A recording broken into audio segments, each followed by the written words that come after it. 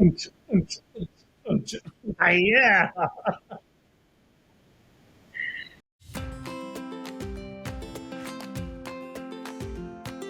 Welcome to The Swiftie and the Scholar, the podcast where we examine the lyrics, lore, and literary legacy of Taylor Swift. I'm Angela McDowell, the Swiftie.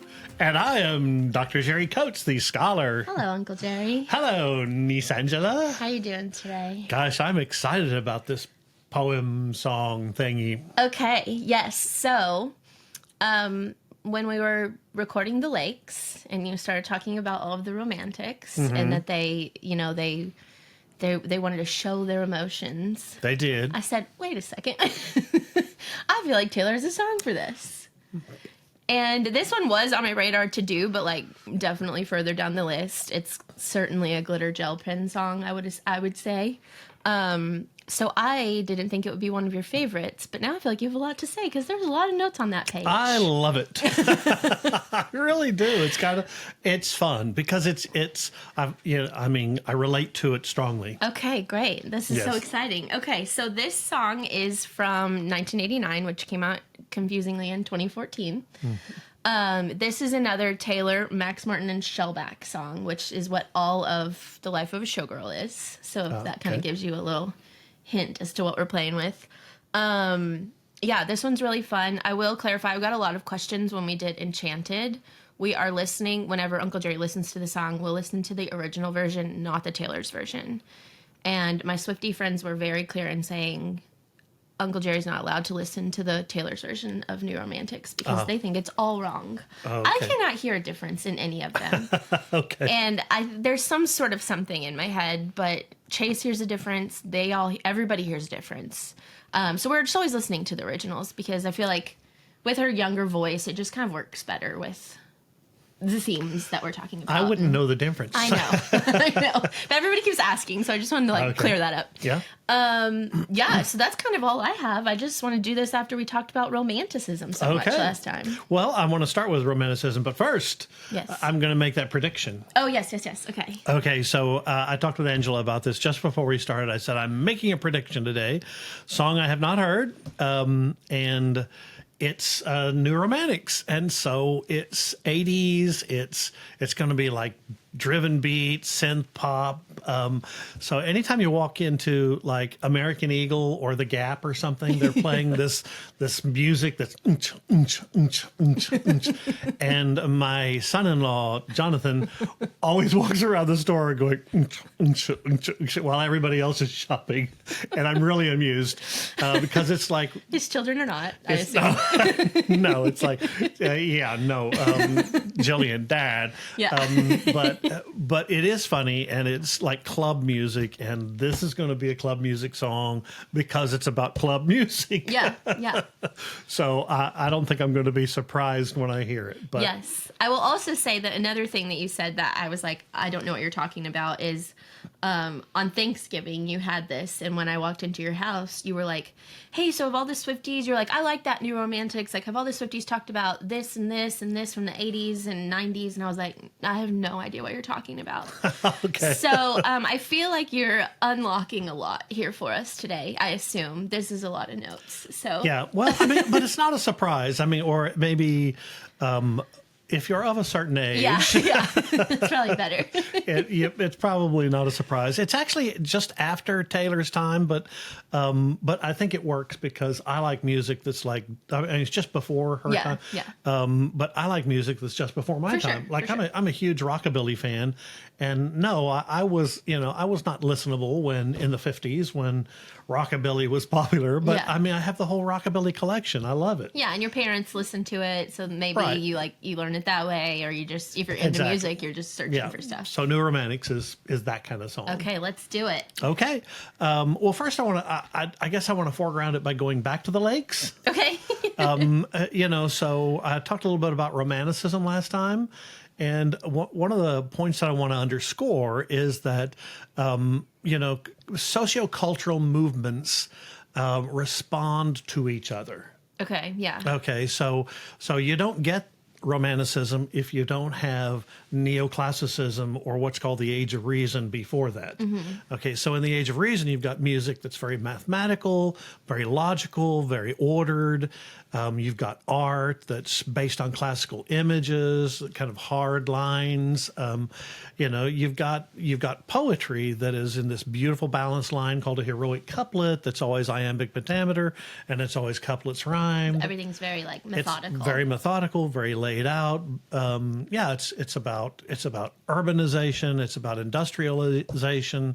They reduce the role of the spiritual.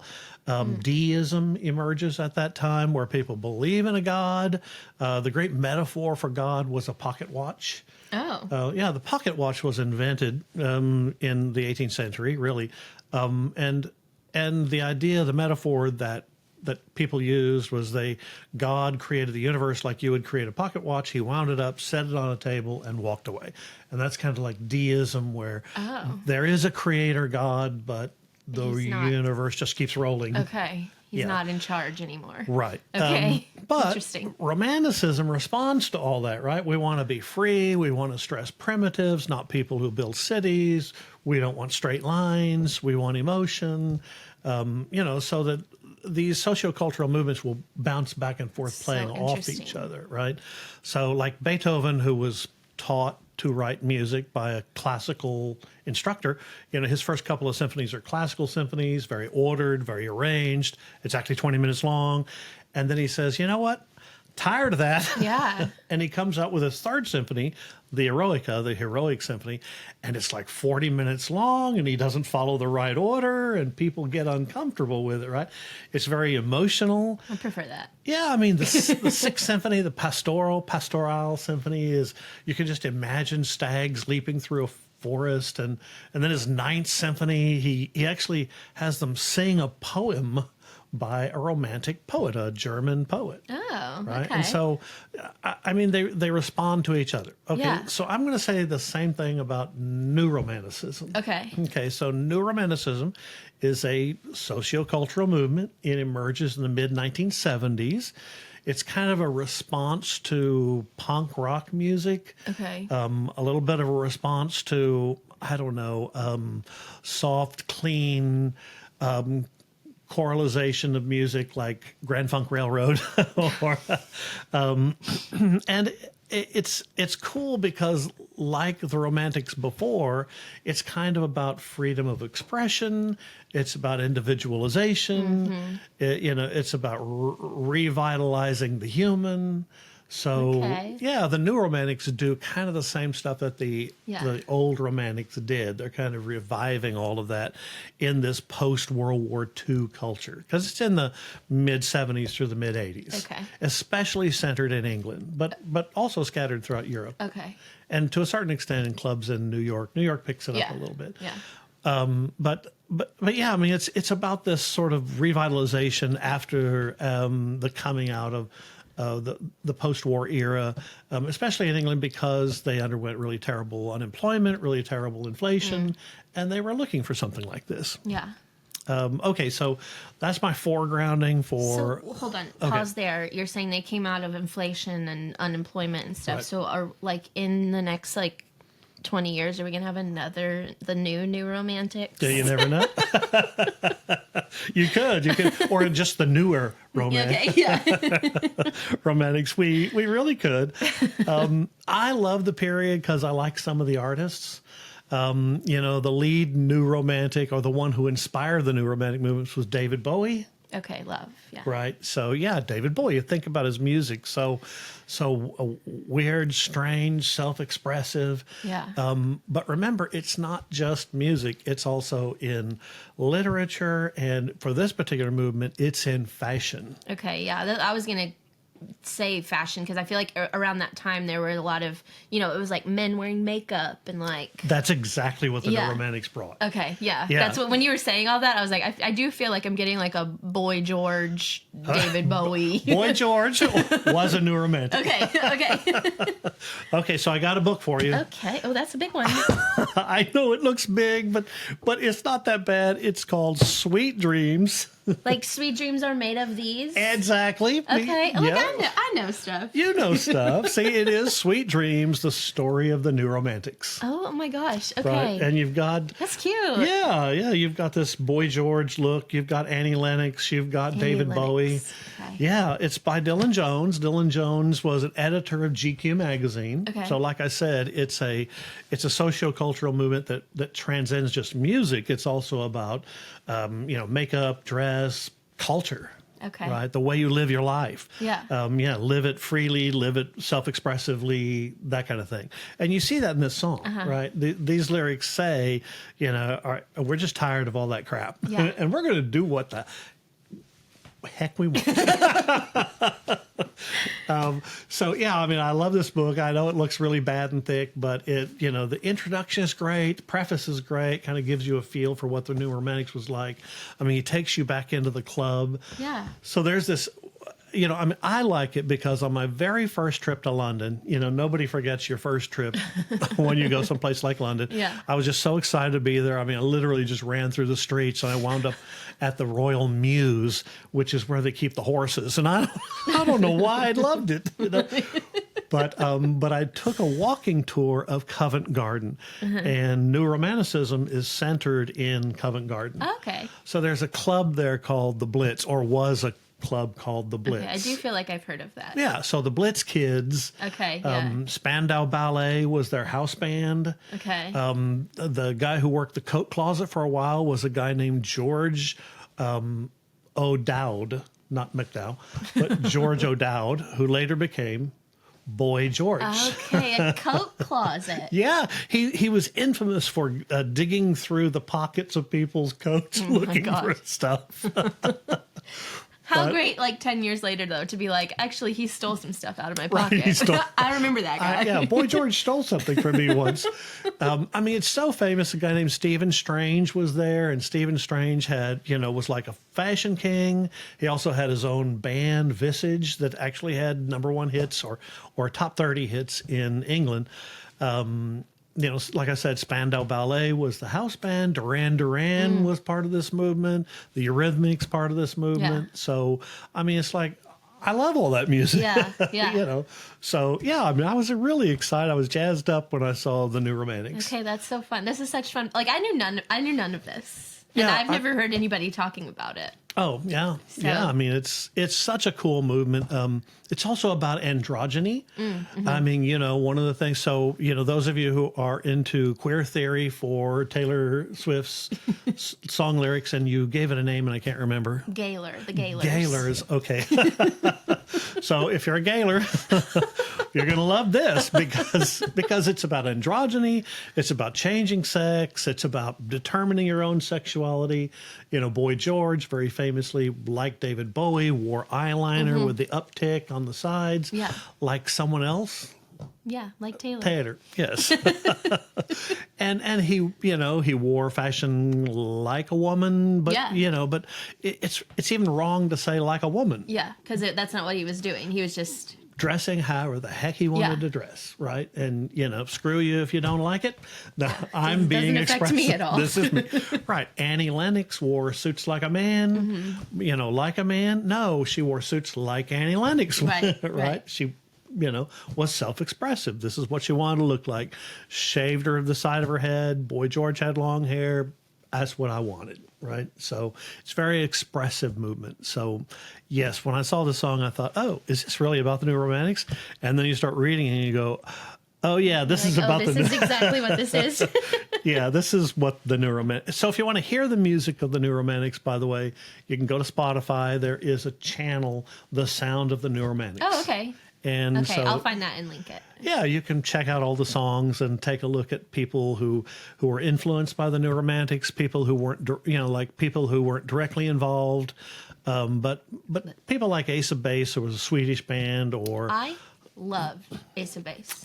You know, I mean, who doesn't? My mom and I saw the sign. Yeah, it opened up your eyes. Yeah. My mom and I would listen to that on tape, and then we switched to the CD eventually. Wow. You know, Yeah. like I love that album. But I mean, so they're not part of the New Romantics, but obviously people in the mid to late '80s are all going to be influenced Yeah. by or responding to some of the elements of New Romanticism. And Yeah. David Bowie stretches all through this line of this kind of sociocultural movement, right? He predates the New Romantics, but he also extends right through the New Gotcha. Romantics.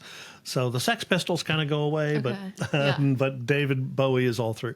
I think I also love this music because, you know, for about 15 years I used to DJ high school dances or parties and things like that. And I mean, this is music I used to play. Yeah. You know, so it's kind of fun. Yeah. Okay, we're done. So, no, we should talk about the actual poem, right? Yeah, let's do it. Okay, so you know, I guess I want to foreground the poem thematically by talking about the theme first, or a theme first. Okay. Because usually I save the theme for last, Yeah. or themes for last. I was really interested in this theme of embracing the anti-hero. You know, so what? Taylor has a song on Midnights called Anti-Hero. Oh, okay. Sorry, I thought I said something wrong. You did not. Okay, so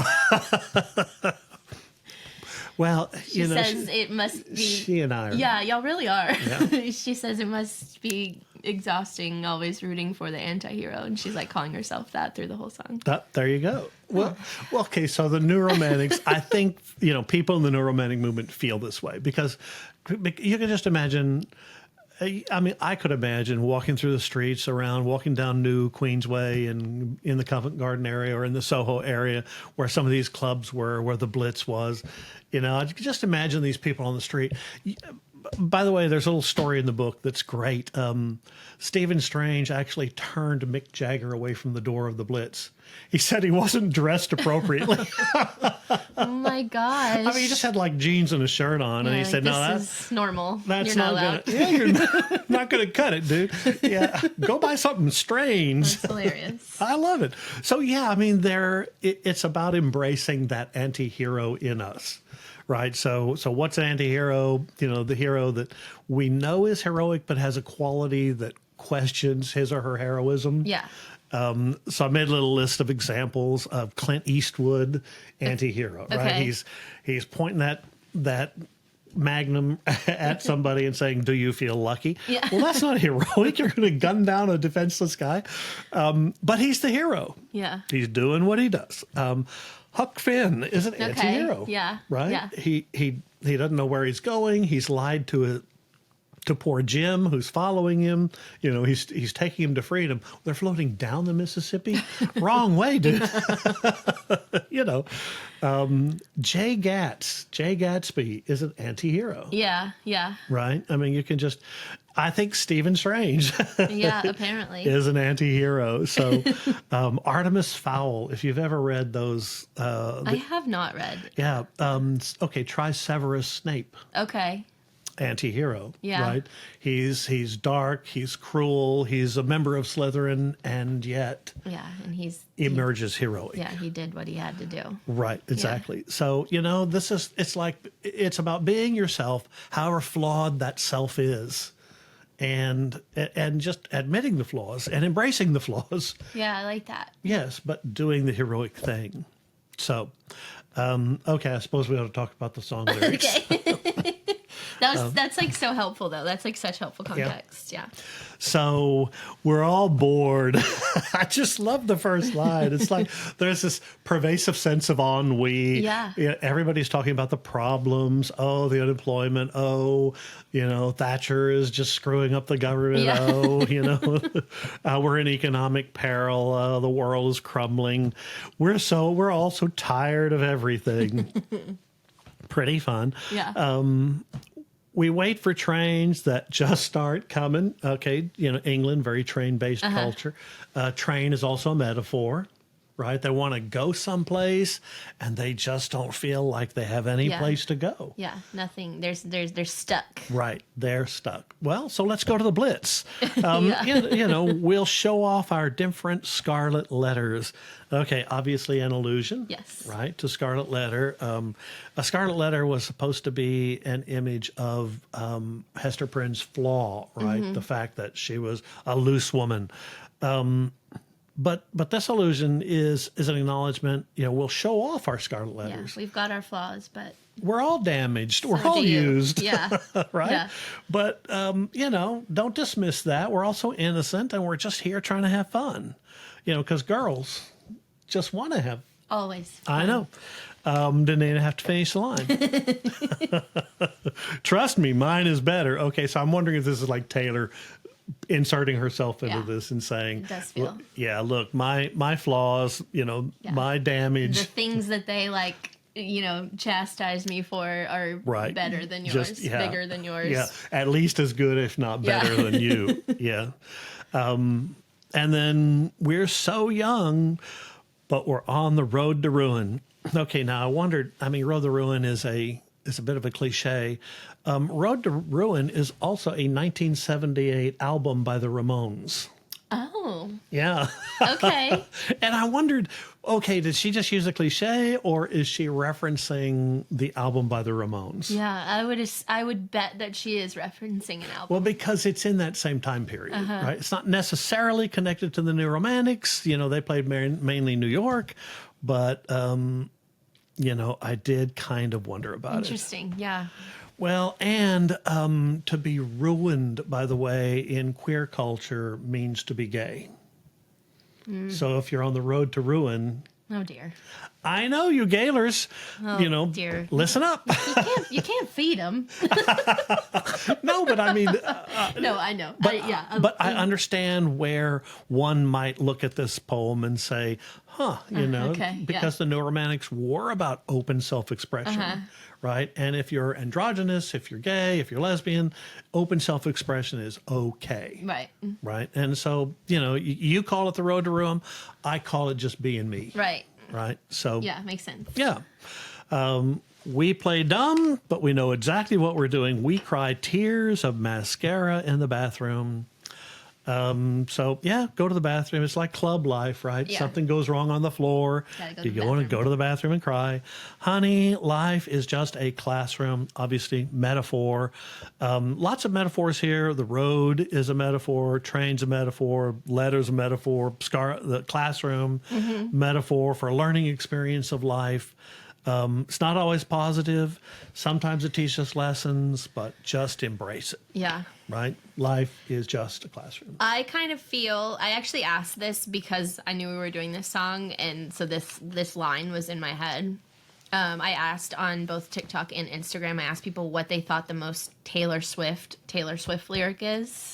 You did research? No. I was just asking, like, what do you think, like, is, like, the thing that, the lyric that, like, encapsulates her entire, like, body of work and her ethos and all of that. And this is one of my choices, is we cry tears of mascara in the bathroom. Honey, life is just a classroom. Yeah. You know, it's like, well, like we're gonna get our heart broken, we're gonna mess up, we're gonna have to cry about it, we're gonna have to show our emotions. People are gonna steal your songs. Yeah. But we're just learning through it all. Right. Yeah. And she has learned her lessons pretty well. Yeah. Yeah, and I hope we have too. Yeah. You know, okay, so in terms of literary analysis, I guess we should say I love the metaphor of the trains that aren't coming, the idea of false hope, stagnation, boredom, right? Also, the train is a method of mass transit. So we're all in this together, right? All of us as a all society. Of us. So you go back to the use of anaphora. That's the repetition of the pronoun at the start of the line. Yeah, so look all at the we's. We are born, we wait, we show, we.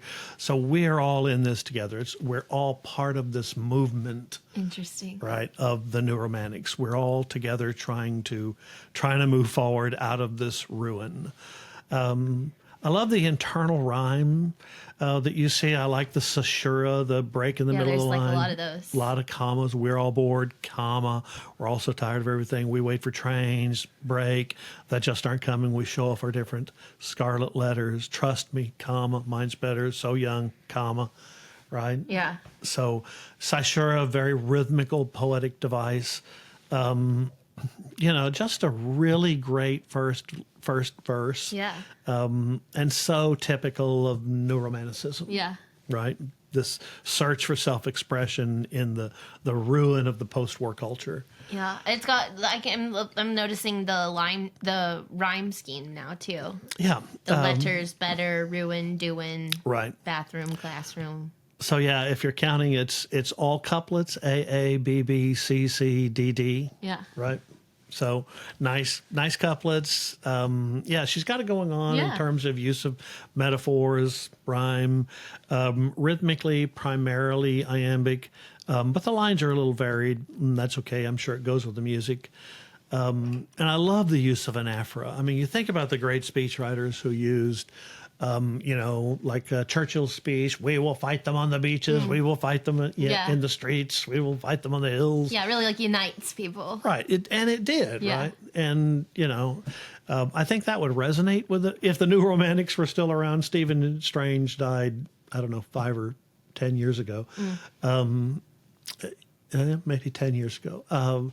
But yeah, I think it would resonate with him because he would remember, although he was born, I think, in 59. I think that's right. I think he would remember Churchill's famous speech. Mm-hmm. Okay, on to the chorus? Yes. Okay, because, baby, I could build a castle out of all the bricks they threw at me. Okay, so we have some metaphors there. Yeah. Those are her scarlet letter. They throw those bricks because of her scarlet letter. Because of her scarlet letter. But you know what? We all have one, right? Mm-hmm. We all have a flaw. We all are damaged. We're all trying to just get through it. Yeah. So put on your makeup, dear, and let's go, let's go dance. I love the idea of a castle, which is a fortification, so metaphorically kind of nice, right? It should be a place of safety, and so she's taking all that crap that people throw at her, and she's taking the self-initiative to forge a place of safety out of something out of it. Yeah. I mean, I like that, right? And in fact, she does. She builds an empire. Yeah. Right, a recording. Empire belongs to her, and it belongs to her, every bit of it. Let's talk about Baby, because I know people love that you hate Baby. I'm sorry. It's just was that common in the music of the New Romantics? Baby, yeah. Yeah, and so I really think it works here. Okay. So I'm gonna backtrack just a little, backpedal just a little bit, and say, I think it works in this song. Yeah. Because of the New Romantics aura of this song, right? Yeah. So I buy it. I like it. Okay. Not offensive here in this one instance. Well, no, because she's not addressing some guy. It's like, oh, baby. No, she's saying, everybody, we. Yeah. But, baby, I could build a castle. Every day is like a battle, simile. And again, you notice this kind of driving iambic pentameter, and every day is like a battle. But every night is with us is like a dream. Like a dream. Oh, gosh, it seems to me like there's a song in which the word dream appears. Right? And it's the Eurythmics, and it's part of the New Romantic movement. So sweet dreams are made of these. Who She's am really I? Pulling out to disagree. Yeah. He's really pulling in a lot of... Let me scholar this up. Her diction choices are really making a lot of sense for what she's trying to do here. Yeah, I think so. Yeah, okay. I think it's really cool. I mean, that's why I love this song. I'm just gonna say, but only because it references a period of music that I'm pretty familiar with, and I like this book. I said it was long, but it's got all kinds of little snippets of interviews, so it's really cool to, because he asks Boy George. I mean, he works for a magazine, right? He was an editor of GQ, and so he goes and interviews Stephen Strange and interviews Boy George, and Cool. and so you get to hear from them what they were thinking. So yeah, I like it. And every night with us is like a dream. Well, you remember it's about nightlife. Yeah, the clubs. Right? So the being in the club is a dream. It's where you get to be self-expressive. Yeah. Baby, we're the New Romantics. Come on, come along with me. Okay, so Gary Glitter has a song, Come On, Come On. Gary Glitter. I don't know Gary Glitter, but Gary I Glitter? love that name so much. I know. It wasn't his real name. I can't even remember his real name. And he's not specifically part of the New Romantic movement, but he's in that same time period. Yeah. Right. So I don't know if she's referencing Gary Glitter here, but yeah, it's kind of Okay. fun. I mean, you guys look it up and tell me because Yeah. I'd be interested to know. Yeah. Heartbreak is the national anthem. We sing it proudly. Love it. This is an anthem, Yeah. right? It is an announcement of who they were and how they feel and how they want to be. And screw you if you have any problems Yeah. with it, because we don't care. Yeah. This is another line that I think might be like the Taylor Swiftiest Taylor Swift lyric. Nice. Yeah. Actually, there is, speaking of magazine writers writing books about music, there is a Rolling Stone reporter named Rob Sheffield, and he is like a big Taylor fan. Like he loves her, and I've followed him for many years because he's always at all the things and writing about Taylor. And he actually wrote a book about Taylor and how she kind of changed the pop landscape. And it's called Heartbreak is the National Anthem. Oh, really? Is the title of the book. Oh, well, that's fun. Yeah, Yeah. well, so many of her songs are Yeah. about heartbreak. Yeah. Yeah, and I know that's how a lot of people relate to it. And I've said before, I have trouble getting over myself to Yeah. relate to that theme because I haven't experienced that much of it in my life. So, not kind of romantic heartbreak. Yeah. Yeah, I've never been dumped, except that one time. That we keep talking about. But okay, so national anthem, by the way, is another metaphor. Right. Yes. So she Yes. keeps stringing the metaphors together. Yeah. We're too busy dancing to get knocked off our feet. So you remember she That's- loves to take cliches, Yeah. knocked off your feet, Yeah. and pair it with something else that re-characterizes that cliche. Yeah. So, we're just here in a club. Yeah. They're just dancing. We're just dancing. You know what? It's a crowded club scene. Stephen Strange let me in because I was dressed weird enough. Boy George stole something out of my pocket. Boy George stole something. Stephen Strange actually said in one of the little interview things that he wanted people who dressed weird and wild. Love that. Yeah, and so apparently Mick Jagger didn't make the cut, Just a normal dude. even though he was Mick Jagger. So we're too busy dancing, baby. We're the New Romantics. The best people in life are free. So the best things in life are free. Yeah. She takes that little cliche and turns it around and says, you know what? As long as we're here dancing, being who we want to be, you want to dress, in that clothing for that reason. You want to have that hairstyle. You want to have that makeup. Yeah. Whatever. Yeah. Let's We're dance. free. We're dancing. Let's do it. Let's just dance. That's why I know this is like a club song. Yeah. Then she goes back to the anaphora, to the wheeze. Yes. Right, in verse 2. We're all here. The lights and noise are blinding. One of the things Spandau Ballet, who was the club band, or Stephen Strange said when his Visage would play, is people weren't even listening to the music. They were looking at each other. Yeah. Everybody's like just. Yeah, what are you wearing? Yeah. What do you look like tonight? And I love that. The lights, the noise is blinding. We hung back. It's all in the timing. It's poker metaphor. We can't see it in my face, but I'm about to play my ace. So ace is capitalized. I mean, surely that can't refer to Ace of Base because they're a Scandinavian band, that aren't necessarily attached to the New Romantics. But I wonder. Yeah, because I didn't like remember that was random word was capitalized, but like you wouldn't capitalize ace just when you're talking about like a card, would you? No, I wouldn't think so. Yeah, that's interesting. Yeah, I'm curious. It's like the Swedish band is suddenly inserted in. It's funny because, Kathleen is of this age, and she loved Ace of Base too, and she would mix all the different groups up. It didn't matter to her whether they were in the Eurythmics or Ace of Base. Right. It was all the same to her. Yeah, it was all the radio. European kind of. Right. I do have to say that the lights and noise are blinding. This is the one lyric that I have misheard since this song came out, and I know now what it is, but I still sing it the other way. I always thought it was, and I think a lot of people thought this, the lights and noise. No, that's what it is. The lights and boys are blinding. Oh. Like, I thought she was like, these boys are all so cute, I can't even look at them, Oh.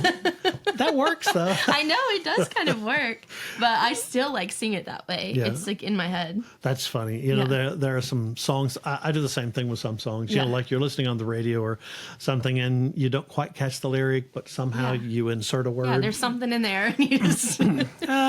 lights and boys. It would be alliterative, boys blinding. Yeah, it sounds nice. And in that one line, she's got poker and face. Poker. Lady Gaga. I don't know. Yeah, but poker face, you don't want to read those lyrics. Okay, go and look at them, and then don't write about them in the comments. Yeah, get a band. Yeah. We need love, but all we want is danger, right? They want to be dangerous, which is funny because you know what this reminded me of? Just because I'm a literary guy. Yeah. So Lord Byron, George Gordon, Lord Byron was a member of the Romantics. Okay. Right? And one of his lovers, we think, was Caroline Lamb. And Ms. Lamb once said of Lord Byron, he was mad, bad, and dangerous to know. I don't think she's talking about Lord Byron here, but it just works. Or in your head anyway. Yeah, it clicked in my head that's what romantics are, right? Romantics are, let's experience the danger too. Yeah, well, it is also, in certain aspects, it is a little bit dangerous to not live the life you're society says you are and live how you're supposed to. It is dangerous, right? Yeah, you don't know what's going to happen on the street. In the club, you're okay. Yeah, yeah. But once you leave the Blitz at 2 a.m., what are you going to see on the streets? We team up, then switch sides like a record changer. It's great simile. Mm-hmm. I really thought that may be my favorite simile, my favorite comparative in the piece. And again, if you are a queer theorist, switching sides like a record. So today I'm going to dress this way. Tomorrow I'm going to dress that way. Yeah. And so, if you're Annie Lennox, you can put on a dress or you can wear the suit. Yeah. If you're Boy George, you can put on your slacks and shirt or put on your dress and your cute hat. Yeah. Right. So doesn't matter. Switch sides, team up. I think that there's a lot to be said there for queer theory, or at least the ability to flip flop in terms of free expression. Yeah. Right. The rumors are terrible and cruel. People will talk about you, but honey, most of them are true. I love that. That's the ultimate I don't care. Yeah. I love it, right? Yeah. It's the, now we're back to another song we talked about. Which one was that? Icona Pop's I Don't Care. I love it. Yeah. Yeah. I couldn't remember what song we were talking about whenever that came up, but yeah. And I like that. It's the ultimate FU to say, you know what? Okay, so I am terrible and cruel and dangerous to know, but I don't care. Right? Yeah. That's the part, the ahs is what everyone says is really wrong in the Taylor's version. Oh, is that right? Yeah. Oh, the ahs. They're not right, everyone says, but I don't hear it. Well, and then we go to the second page, and like any good club song, the second page is almost completely identical to the first. Yeah, that was kind of the bulk of it, wasn't it? Yeah, yeah. Except for the bridge. Because, I made a couple of notes on the bridge, and otherwise I'm done here. Yeah, the chorus is the same, exactly. Yeah, the chorus is the same. But you know what? That's okay. I mean, it's a club song, right? As long as we're dancing. Yeah, that's all that matters. That's all that matters. We just keep coming on. Oh, so come on, come along with me, right? The best people in life are free. And so you do get to the bridge. Please take my hand and please take me dancing and please leave me stranded. It's so romantic. It's so romantic. Right. So, yeah, it is romantic to be abandoned. It is romantic to be picked up and dropped. Yeah. Right. And you also have the repetition. So got lots of repetition here. Sort of echoes ideas. Please take my hand. Please take me dancing. Please leave me stranded. It's okay. It's all okay. It's so romantic. Yeah. And then the chorus is pretty much the same. Building a castle, throwing bricks. Longer, right? Yeah. Yeah. Baby, build a castle out of bricks. You know, every day's a battle. Night is a dream. We're the new romantics. Come on, come along with me. It's the national anthem. Sing it proudly. Yeah. Might get knocked off our feet, but we don't care. Yeah, I thought it was just a fun pop song. Yeah. You know, that, and maybe more than just a what do you say, purple pen? Glitter gel. Glitter gel. Yeah, more than just a glitter gel. I think it does reference a whole social cultural movement. Yeah, absolutely. And she may remember from her childhood, from her early years listening to music. Yeah. You know, I do really think strongly about Kathleen, who remembers a lot of the music of the 80s and early 90s that kind of like were part of her life. I mean, she would come strolling down the hall singing Tone Loc to us.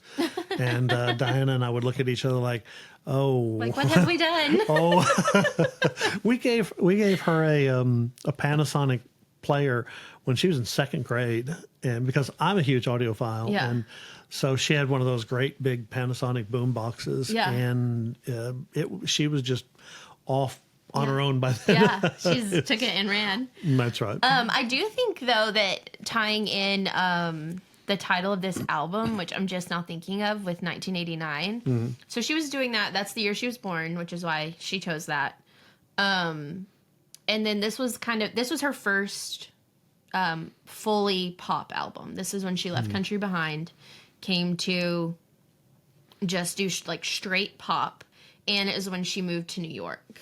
Oh, really? Yeah, so she left Nashville okay. and moved to New York. Right. So I do feel like all of that, like she's trying to pull in like the synthy sounds of the 80s, and she's in New York now, where some of these, you know, probably some similar clubs like you're talking about in the UK are there, you know.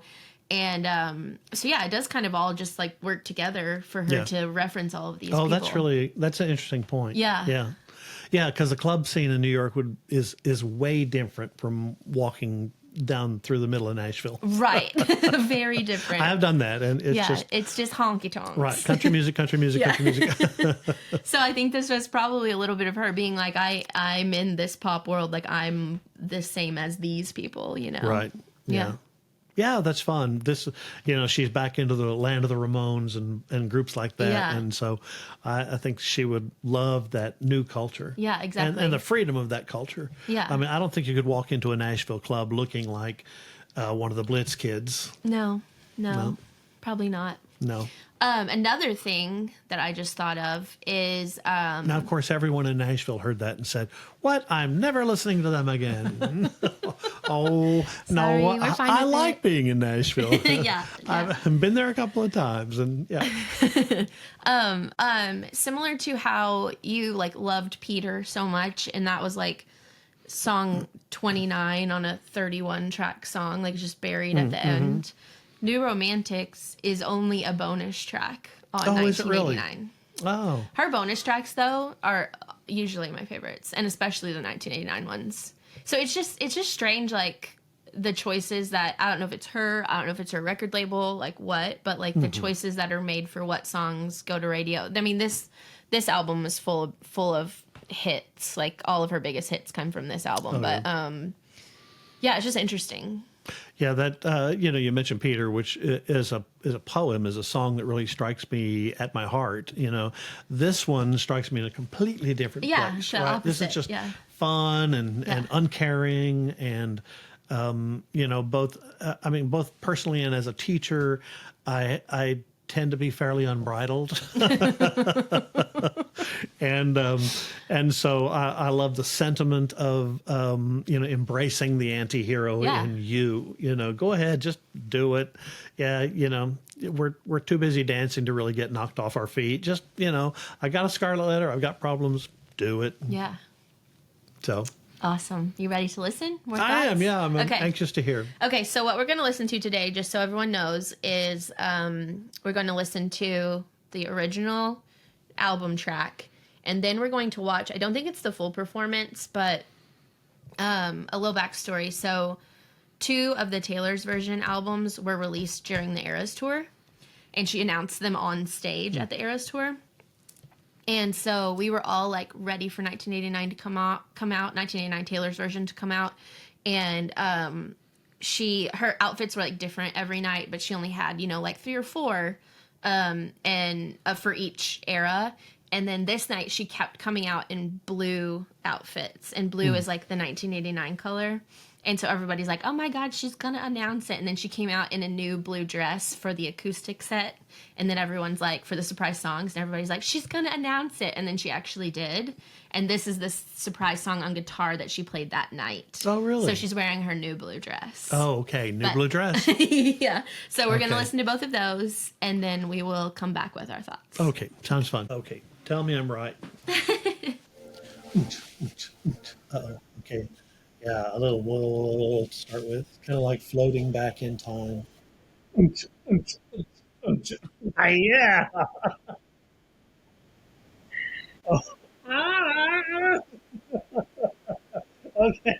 Now I feel like our Australian friends. Yeah.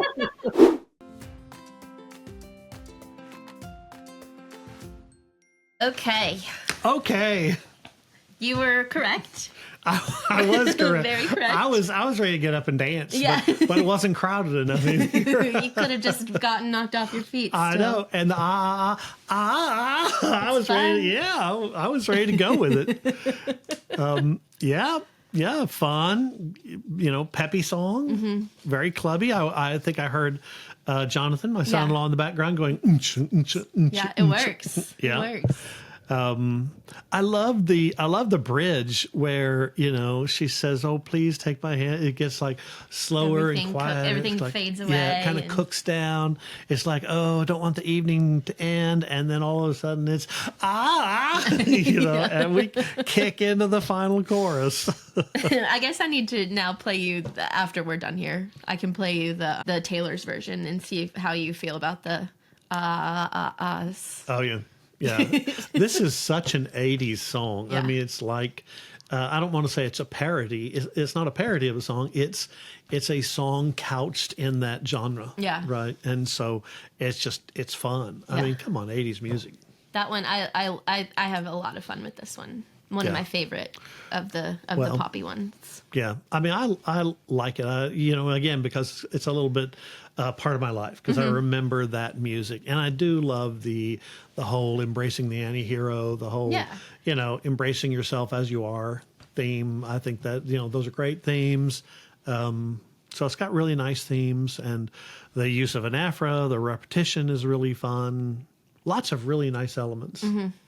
So there you go. And I do want to say, I want to sell you the book, but I know it looks thick and bad, but it's like $10. I got my copy on $10 on Amazon, and it's kind of a bathroom book because you just read little bits of it at a time. Well, I mean, like here's Adamant. Adam. Oh gosh, I should have worn my pirate shirt. Oh my goodness. Adam and the Ants. I don't know if you remember, but Adamant started the pirate shirt craze. Okay. Because he and the Ants would wear pirate shirts. Of course. And that even bleeds over into an episode of the Seinfeld.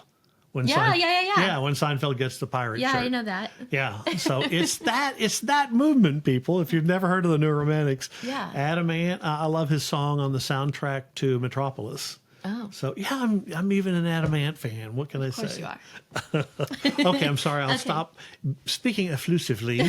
You're allowed. That's what we do here. Okay. Okay, you ready to grade it though? I'm ready. Okay. I think. I don't know. It's yeah.